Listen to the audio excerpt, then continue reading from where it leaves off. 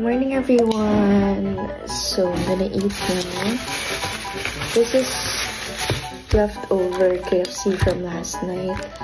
So, dinner namin yung KFC and then Mom said bumili na ako for breakfast.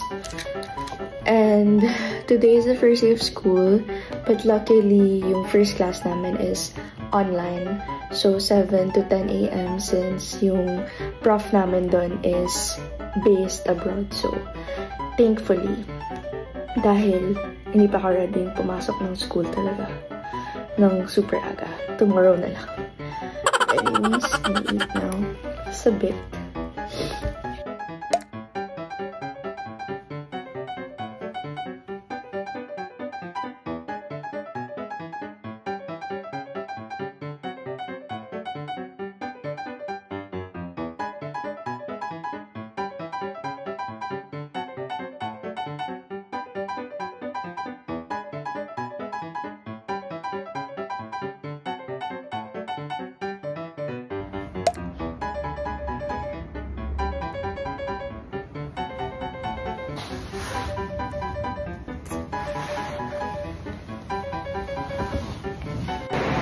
Hi guys! Hindi na ako nakapag-update but it's raining so hard and tapos na yung first class namin. Hindi na ako nakapag-video habang nasa class because I'm so focused. Well, focus yarn. But anyways, let's see kung anong mangyayari for our first day kasi I think wala nang pasok or online na lang. So,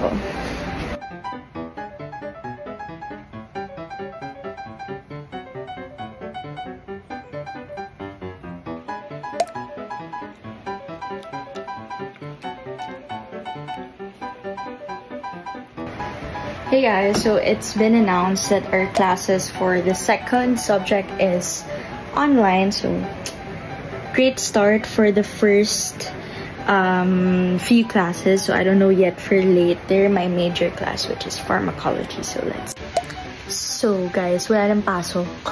Like, literally minutes after I filmed the last video, nagsuspend na guys. So, it says here,